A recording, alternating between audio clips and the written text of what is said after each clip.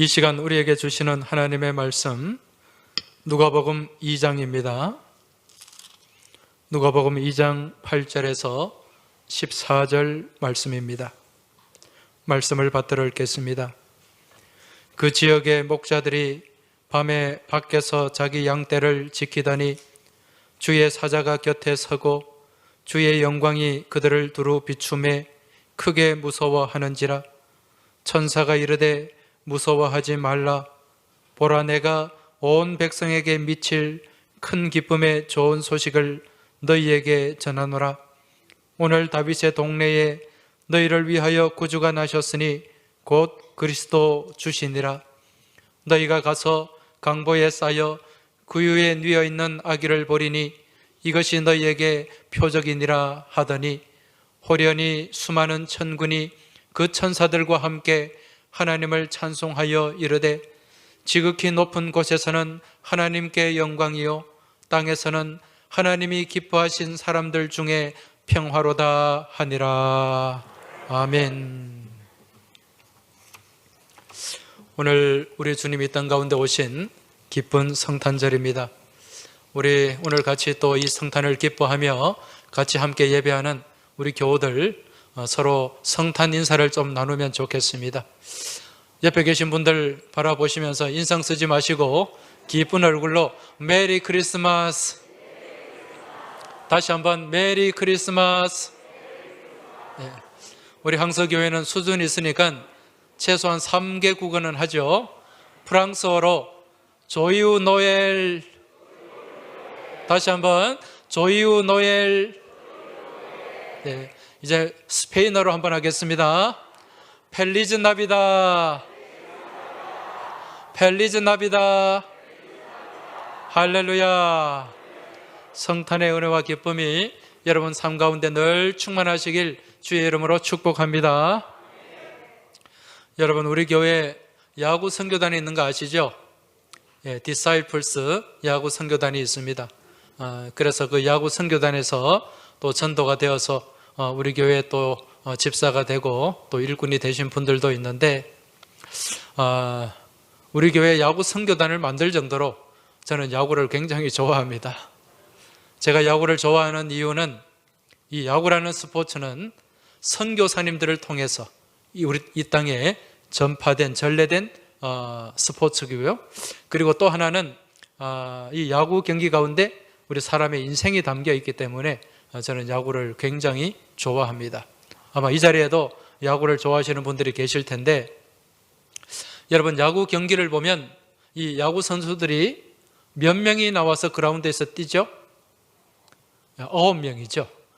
각 위치가 있어요. 포지션이라 그러는데 투수, 포수, 그리고 내야수 4명, 그리고 외야수 3명, 그렇게 9명의 선수들이 운동장에서 뛰게 됩니다.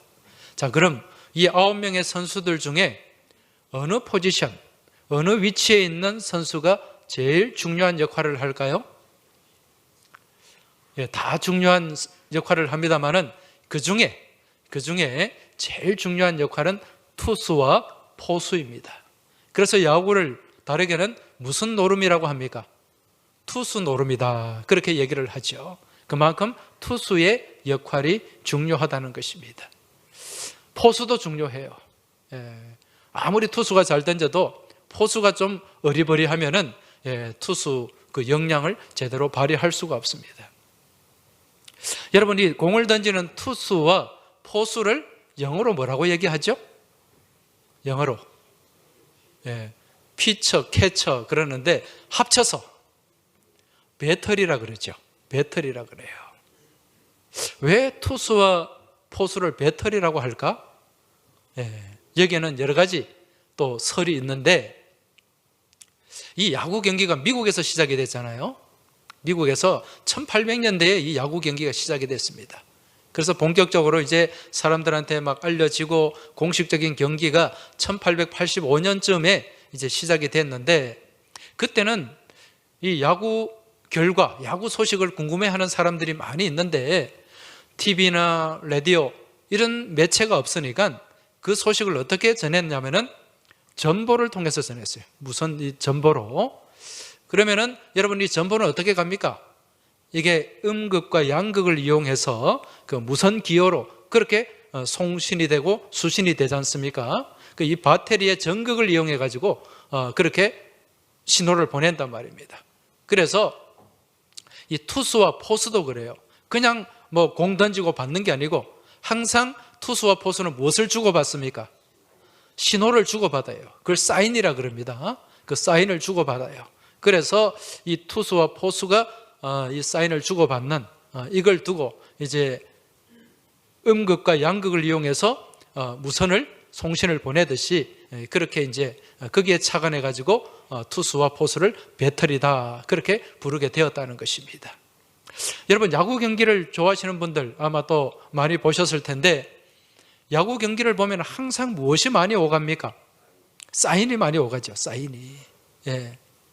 투수와 포수도 그냥 공 던진 게 아니지 않습니까? 그렇죠? 예, 포수가 이렇게 사인을 뭐 이렇게 손가락으로 막 내요. 사인 잘 보이라고 여기 손톱에 매니큐어도 발라가지고 그러면 이제 포수가 투수한테 직구를 던져라 아니면 커브를 던져라. 커브에도 무슨 슬라이더가 있고 체인지업이 있고 포크볼이 있고 이 정도면 제가 야구 많이 알죠? 네.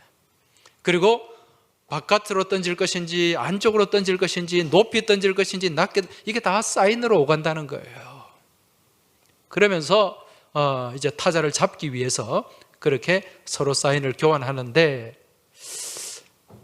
투수와 포수만 사인을 주고받는가? 그렇지 않아요. 여러분, 이 뒤에 벤치에 거기를 덕아웃이라 그러거든요. 이 덕아웃이라는 말은 방공호라는 뜻이에요. 대피소. 야구는 이게 굉장히 위험한 경기거든요. 타자가 공을 탁 쳐가지고 강하게 날아가면 피해야 되잖아요. 거기다가 맞을 수 있기 때문에 거기 대피소를 만들어 놓고 거기에 이제 감독, 코치 또 대기하는 선수들이 거기에 앉아 있습니다. 이 덕아웃에 있는 감독이나 코치도 가만히 경기만 보고 있는 게 아닙니다. 계속해서 뭔가 보내요. 무엇을 보냅니까? 사인을 보냅니다. 투수가 위기에 몰리면 직접 또 투수 코치나 감독이 어떤 공을 던질 것인가 사인을 보내기도 하고요. 타자가 타석에 서 있는데 그때 또 공을 기다릴 것인지 칠 것인지 또 무슨 히트 앤드 런이라 그래서 작전도 펼치고 또 바깥에 나가 있는 루에 나가 있는 주자한테는 또 도루를 할 것인지 계속 사인을 보낸단 말입니다. 그래서 사인을 주고받으면서 그렇게 야구 경기가 운영이 됩니다. 언젠가 말씀드린 것처럼 이 야구 경기는 우리 인생의 축소판이라 그랬습니다. 이 야구는 홈에서 시작하잖아요. 홈에서. 그래서 1루, 2루, 3루로 막 달리는데 결국 어디로 들어옵니까? 홈으로 들어와요. 우리 인생이 그렇잖아요. 우리 인생이 다 본디 하나님의 그 홈, 하나님의 품 안에서 우리 인생이 시작되었다가 열심히 달리는 것 같지만 결국 가야 될 곳은 어디입니까? 하나님 나라, 하나님 품, 우리의 영원한 홈, 집으로 들어가야 된다는 거예요. 그래야 그 인생이 성공하는 인생인 줄 믿으시기 바랍니다. 홈으로 들어가야 야구가 점수가 나잖아요. 우리 인생도 마찬가지예요. 하나님 나라로 들어가야 그 인생이 승리한 인생인 줄 믿으시기 바랍니다. 그래서 제가 야구를 좋아하는 거예요. 여러분, 우리 인생이 야구의 축소판인데 그럼 우리가 이 야구 선수로 이 인생 그라운드에서 뛰고 있단 말입니다. 그럼 우리 인생 야구단의 감독은 누굽니까? 감독 하나님이시죠. 하나님이 그냥 우리가 살아가는 걸 가만히 보고 구경만 하고 계실까요? 그렇지 않아요. 하나님이 우리에게 계속 무엇을 보여주신다? 보내주신다? 사인을 보내주세요. 사인을. 예. 우리의 삶을 이끌어주시고 지시하시고 그렇게 사인을 주시는데 그 사인이 어떻게 주어지는가? 이 하나님의 말씀으로. 이 하나님 말씀이 사인이에요. 때로는 우리가 기도하는 가운데 하나님의 사인을 주시는 줄 믿으시기 바랍니다. 우리가 또 깊이 말씀을 묵상하고 큐티하는 가운데 하나님의 사인을 주십니다.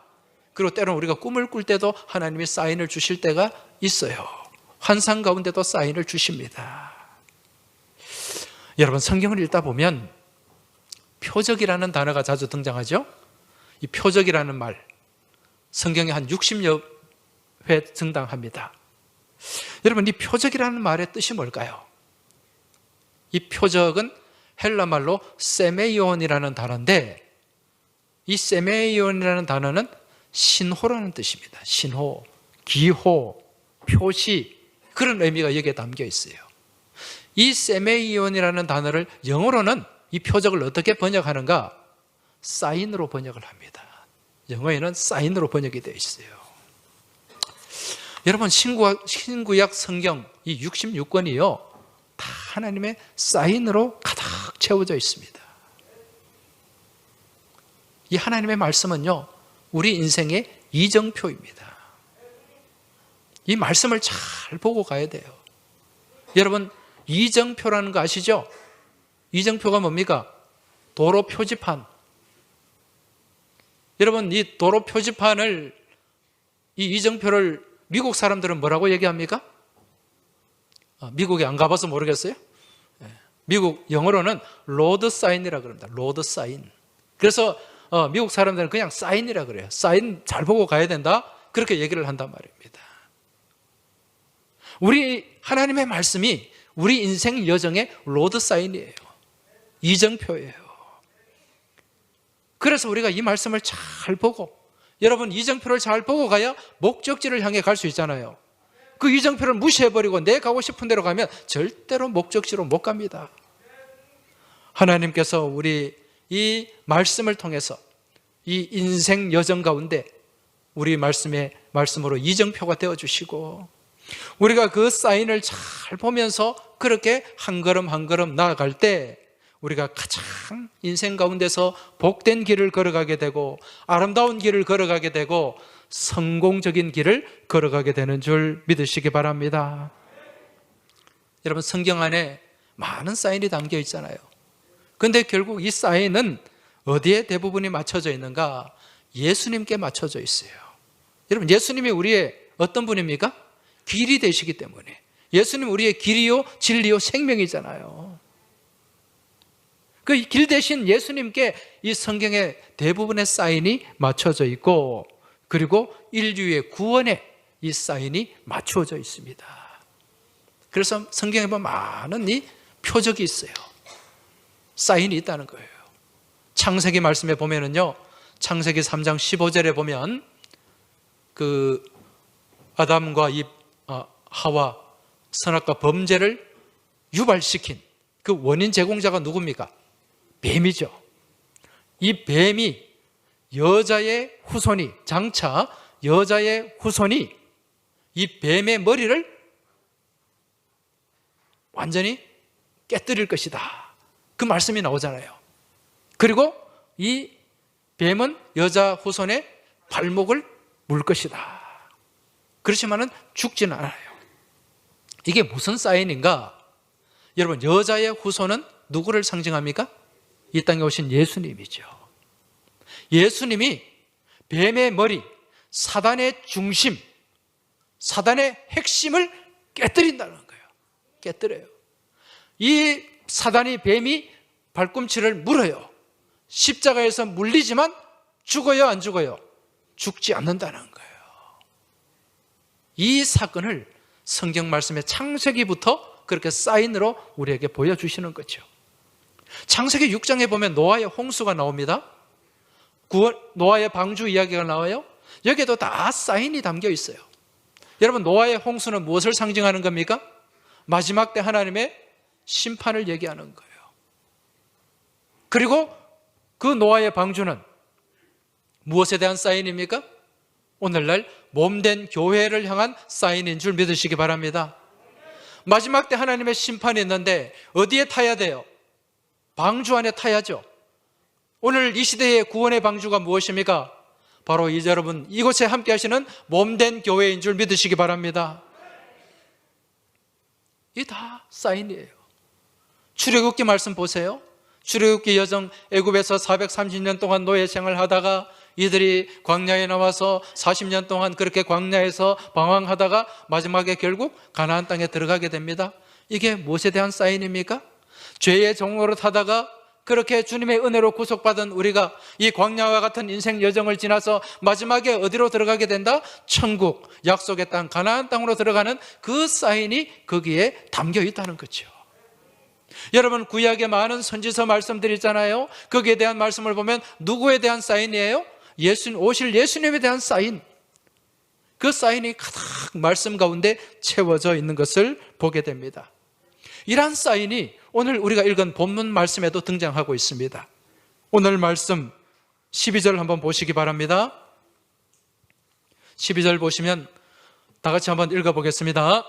너희가 가서 강보에 쌓여 구유에 뉘어있는 아기를 보리니 이것이 너희에게 표적이니라 하더니 무엇이라고요? 표적이다. 누가 표적이라는 겁니까? 강보에 쌓인 아기가 표적이다. 구유가 표적이라는 거예요. 표적이라는 말이 무슨 뜻이라 그랬습니까? 영어로 하면 사인이다. 사인. 하나님의 사인이라는 거예요. 여러분, 이 강보가 무엇이냐면은 아기를 출산했을 때 아기를 싸는 포대기를 얘기하는데, 사실 이 강보는 헬라말로 스팔가노라는 말인데 이거는 양을 싸는 포대기예요. 양을 싸는 포대기. 목자들이 이 양이 어린 양, 새끼 양을 이렇게 출산할 때 그 희생제물로 드릴 양을 싸는 그 포대기를 이 스팔가노 그렇게 부릅니다. 이게 강보예요. 여러분, 이건 무엇에 대한 사인입니까? 어린 양, 희생제물로 드려질 어린 양. 누구를 상징하는 겁니까? 예수님, 구원자 예수님, 어린 양 예수님에 대한 사인이 이 강보 가운데 담겨져 있다는 거죠. 여러분, 구유에 누이셨다. 구유가 뭡니까? 말밥통, 여물통이죠. 말이나 소의 여물통입니다. 먹이를 먹는, 먹이를 담는 통이에요. 사람으로 치면은 식탁이라고 할 수가 있겠죠. 밥그릇이라고 할 수가 있겠죠. 여러분, 그 밥그릇에 무엇이 담깁니까? 밥이 담기고 양식이 담기게 되는 거예요. 예수님이 이 땅 가운데 무엇으로 오셨습니까? 우리의 생명의 양식으로 오신 분이에요. 생명의 떡으로 오신 분이 우리 예수 그리스도십니다. 여러분, 그래서 예수님이 이 땅 가운데 오실 때 그 예루살렘, 이스라엘의 수도 한가운데로 오시지 않고 낮고 낮은 천한 땅 어디로 오셨다? 베들레헴에 오신 거예요. 베들레헴, 이것도 사인입니다. 여러분, 베들레헴의 뜻이 뭡니까? 떡집이죠. 떡집. 생명의 떡이 되신 예수님이 어느 동네에 떡집된 베들레헴에 오신 거예요. 이게 다 하나님께서 보여주시는 무엇이다? 사인이다. 그래서 결국 그 떡집에 오신 예수님이 우리의 무엇이 되신다고요? 생명의 떡, 영원한 양식이 되는 줄 믿으시기 바랍니다. 이처럼 우리 하나님은 이루 말할 수 없는 사인을 우리에게 보여주셨고 또 우리에게 지금 보여주시고 있습니다. 그래서 우리는요, 이 사인을 잘 살펴야 돼요. 이 사인을 잘 알아야 됩니다. 그리고 이 사인을 따라서 움직이고 순종하며 나아가야 되는 줄 믿으시기 바랍니다. 그리할 때 우리의 인생이 어떤 인생이 될 수 있다? 복된 인생이 될 수 있어요. 세상 가운데 이리 치이고 저리 치이고 좌절하고 낭망하는 인생이 아니라 그러한 절망과 낙심을 이겨내고 승리하는 인생을 살아가게 되는 줄 믿으시기 바랍니다. 그런데 하나님이 계속 사인을 주신단 말입니다. 그 사인을 무시해버려요. 그 사인에 불순종해요. 그러면 어떻게 될까요? 그 사인, 하나님의 사인을 무시하고 내 생각대로, 내 마음대로, 내 고집대로 나가요. 그러면 그 길은 형통한 길일까요? 멸망의 길일까요? 멸망의 길, 승리의 길이 아닌 패배의 길이 될 수밖에 없다는 것입니다. 오래전에 2009년도에 세계 이 나라, 이 야구 잘하는 나라. 그럼 어디 나라입니까? 미국의 메이저리그, 미국. 일본도 야구 잘하죠. 우리 한국도 야구 잘하고 대만도 야구 잘하는 나라입니다. 호주도 야구 괜찮게 하고 캐나다도 하고 야구하는 나라들이 거기에 이제 최고로 잘하는 선수들이 이제 선발되어 가지고 WBC 경기를 하게 됩니다. 이 WBC 경기라는 것은 월드 베이스볼 클래식이라 그러는데 여기에는 미국 메이저리그 선수들도 나오고 일본 야구 선수들도 얼마나 잘하는지 몰라요. 여기서 우승하는 게 얼마나 힘든지 모릅니다. 여기에 우리나라가 나가서요 2009년도에 결승전에 올라가게 됩니다. 결승전에 두 나라가 올라가는데 한 나라는 우리나라, 한 나라는 일본입니다. 결승전에서 만났어요. 경기가 팽팽하게 진행이 되었습니다. 그런데 8회에 우리나라가 3대2로 지고 있었어요. 3대2로. 그런데 9회에 우리나라 이 이범호라는 선수가 적시타를 쳐가지고 3대3 극적인 동점을 만들게 됩니다. 그럼 이제 어디로 가야 됩니까? 연장으로 가야 돼요. 연장 10회로 갔는데 우리나라가 또 위기를 맞게 됩니다. 이 위기를 잘 넘기면 야구는 위기 뒤에 뭐가 온다 그럽니까? 기회, 찬스가 온다 그러죠. 그런데 지금 두 명이 죽었어요. 2사 후에 주자가 2루, 3루, 여기를 스코어링 포지션이라 그럽니다. 지금 위기예요. 2루, 3루에 주자가 있고 두 명이 죽고 하나만 잡으면 돼. 한 명만 잡으면 돼. 1루가 어떻게 돼 있죠? 비어 있어요. 그때 감독이 김인식 감독, 투수는 임창용, 그리고 타자는 일본의 스즈키 이치로. 이치로 그러면은 세계적인 선수잖아요. 제가 예전에 2000몇 년도 미국 갈 때 일본 자를 타고 갔는데 항공기 전면 그 옆에다가 이치로 얼굴을 그려놨더라고요. 이치로 얼굴을. 그 정도의 선수예요. 이 스즈키 이치로가 나와서 얼마나 잘 치는 선수인지 모릅니다. 메이저리그에서도 명예의 전당에 들어간 선수예요. 감독이 사인을 냈겠죠. 어떤 사인을 냈을까요? 얘 위험하다. 걸려라. 왜? 1루가 비어 있으니까. 그 감독이 사인을 냈어요. 고의사고로 걸려라. 근데 이 임창용이 어떻게 했을까요? 감독의 사인을 받고 그 사인대로 했을까요? 안 했을까요? 안 했어요. 지 고집대로, 지 맘대로 정면 승부를 펼쳤는데 보기 좋게 그냥 적시타를 맞고 말았어요. 몇 명이 들어왔습니까? 2명이 들어왔어요. 5대3. 만약에 여기서 한 명, 그 뒤에 타자는 이치로하고는 비교가 안 될 정도로 수월한 타자예요. 그 선수 걸리고 작전대로 했더라면, 막았더라면 9회 말에 찬스를 잡아서 WBC 우승할 수 있었는데 우승 상금 150억이 날아가 버리고 말았습니다. 뭘 안 해가지고? 사인에 순종을 안 해가지고.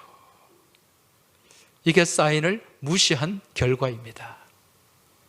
여러분, 이처럼 우리 인생의 감독 되시는 우리 하나님이 계속 우리에게 무엇을 보내주신다고요? 사인을 보내주세요. 그 사인을 잘 분별하는 영적 눈이 있어야 됩니다. 영안이 있어야 돼요. 그리고 그 사인을 순종하는 믿음이 우리에게 있어야 된다는 것입니다. 그렇게 그 사인을 보고 순종하며 나아갈 때 여러분, 우리 인생이 더 복되게 되고 순간순간 다가오는 영적 다툼, 영적 전쟁에서 승리하게 되는 줄 믿으시기 바랍니다. 여러분, 성경의 인물 가운데 사인을 잘 따르고 사인에 잘 순종해서 성공한 사람 많이 있는데 그 중에 대표적인 인물이 누굽니까? 다윗이에요. 다윗, 이스라엘 역사상 다윗과 같은 인물은 없습니다. 그런데 다윗 사실 알고 보면 보잘것없는 인물이거든요. 그 2세의 가정의 마지막 존재감 없는 8번째 막둥이고 그저 양을 돌보던 목동에 불과했습니다. 그런데 이 다윗이 어떻게 이스라엘 왕이 되고 그 중에 성군 중에 성군이 되었는가? 누구의 사인을 잘 살폈기 때문에? 하나님의 사인을 잘 살폈어요. 그리고 그 사인에 순종하는 삶을 살았기 때문에. 사무엘사 5장 말씀에 보면은요, 이스라엘과 블레셋이 전쟁을 붙습니다. 블레셋은 강력한 나라예요. 그때 다윗이 그냥 전쟁하는 게 아닙니다. 하나님 앞에 어떻게 합니까? 엎드렸어요. 기도합니다. 여호와께 여쭈어 사인을 달라는 거예요. 사인을 주십시오. 그때 하나님이 응답하시고 사인을 주시는데 이렇게 작전 지시를 주십니다. 그 사인에 순종했어요. 순종할 때마다 어떤 결과가 나타났습니까? 도저히 이길 수 없는 전력임에도 불구하고 승리하는 놀라운 결과들이 이루어지게 되었다는 것입니다. 할렐루야. 우리 인생 또한 마찬가지입니다, 여러분. 우리가 인생을 살아가다 보면 많은 문제를 만날 때가 있어요.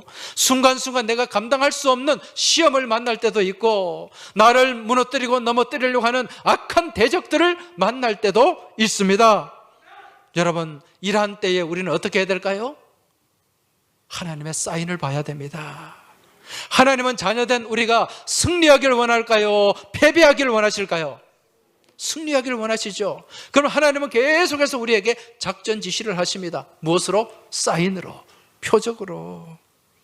그러게 우리가 영안을 가지고 그 사인을 잘 살펴야 되고, 또 하나님 주시는 그 사인을 어떻게 해야 된다? 순종해야 된다는 거죠. 그 사인대로 순종하며 나아갈 때 우리는 어떤 시험 앞에서든지 어떤 문제 앞에서든지 넘어지지 않고 좌절하지 않고 승리하게 되는 줄 믿으시기 바랍니다. 교회 여러분, 이미 2000년 전에 우리 하나님께서는 이 땅에 오신 아기 예수님을 통해서 우리 인생 승리의 사인, 표적을 보여주셨습니다. 그리고 우리 주님께서 만들어 놓으신 그 길을 걸으며 보여주시는 그 사인을 따라가기만 하면 주님은 그 가는 길목마다 무엇을 준비하셨다? 승리를 준비하셨다는 겁니다. 승리를 준비해 놓으셨고 그 승리를 우리가 거두게 하시는 줄 믿으시기 바랍니다. 따라서 오늘 우리에게 보여주시는 이 아기 예수의 성탄의 표적은 주님의 은혜의 표적인 줄 믿으시기 바랍니다. 우리 주님의 축복의 표적인 줄 믿으시기 바랍니다. 완전한 승리의 표적인 줄 믿으시기 바랍니다. 이러한 승리의 표적 가운데서 지금 내 삶을 엄습하고 나를 무너뜨리려고 하는 좌절과 절망의 악한 세력도 이겨내시길 축원합니다. 3년 동안 우리를 답답하게 하고 힘들게 하고 고난 가운데 몰아넣었던 코로나도 이기시길 축원합니다. 불확실한 미래의 불안까지도 이기시길 축복합니다. 사망과 죽음의 권세까지도 넉넉히 이겨나가시길 주님의 이름으로 축원합니다. 이제 우리 주님께서 이미 이루어놓으신 이 승리의 표적을 다 같이 한번 선포하길 원합니다. 여러분, 주님을 향한 믿음을 가지고 선포할 때 그 믿음 안에서 내 것이 되는 줄 믿으시기 바랍니다.